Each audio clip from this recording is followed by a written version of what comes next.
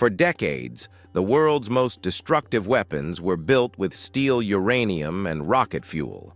If a nation wanted to destroy an enemy's infrastructure, they had to send bombers, drop explosives, and start a physical war. But in the summer of 2010, the rules of global warfare permanently changed.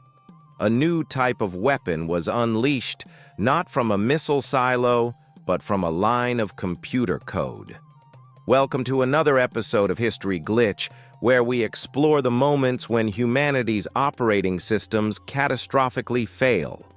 Today we are looking at the exact moment when the digital world crossed over to physically destroy the real world.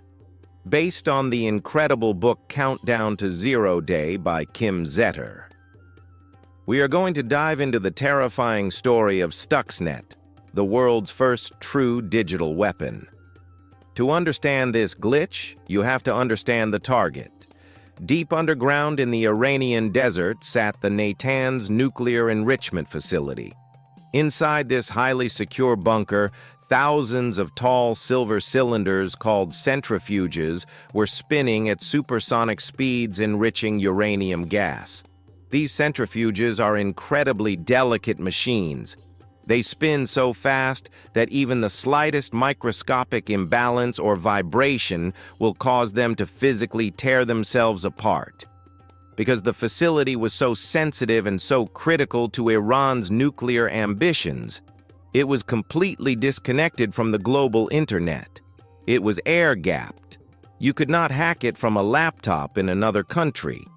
To get inside, you had to physically carry the virus through the front doors.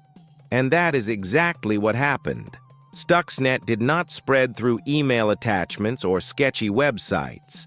It spread through infected USB thumb drives dropped in the parking lots and handed to contractors who worked at the facility.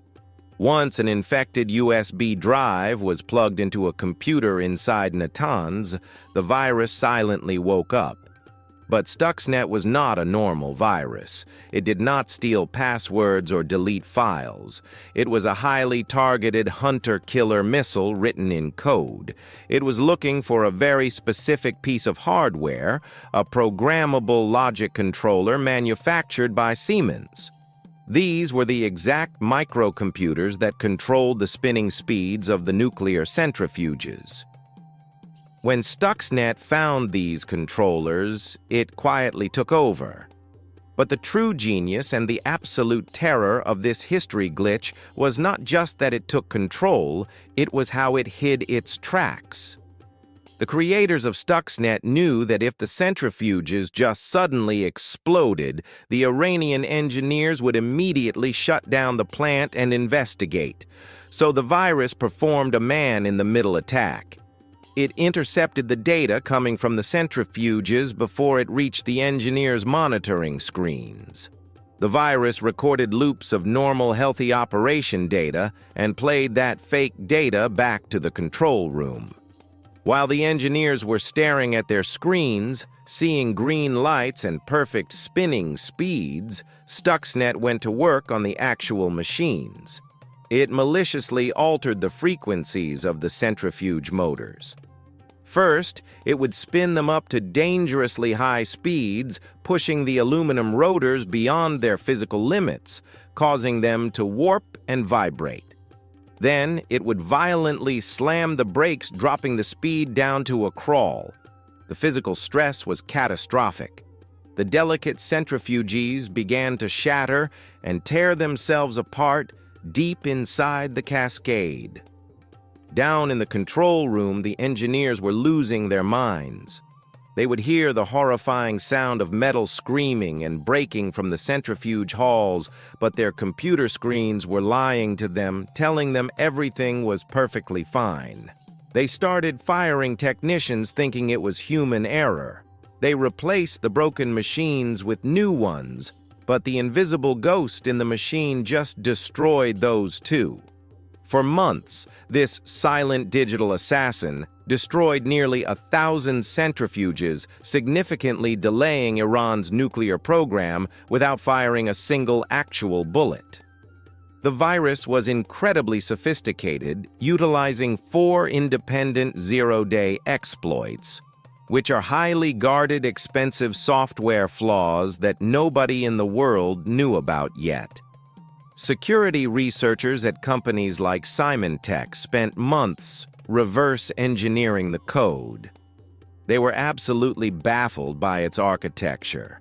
It was massive, over 500 kilobytes of pure malicious genius. It had a fail-safe, a self-destruct sequence, and a target so specific that it would sit completely dormant on any computer that was not specifically running the exact Siemens software used in Natanz. This level of precision meant the creators had an exact physical replica of the Iranian nuclear facility somewhere in their own country to test the virus before deploying it. Stuxnet was eventually discovered when a programming error caused it to accidentally escape the Natanz facility and spread to computers around the world, where cybersecurity researchers finally captured and dissected it. When they looked at the code, they were terrified. They realized that the Pandora's box of cyber warfare had been opened. Stuxnet proved that you no longer need an air force to bomb a power plant, a water treatment facility, or a factory. You just need the right code. It is the ultimate history glitch because it erased the boundary between the virtual and the physical. It showed us that the most dangerous weapons of the 21st century are silent, invisible, and waiting in the dark corners of our connected world.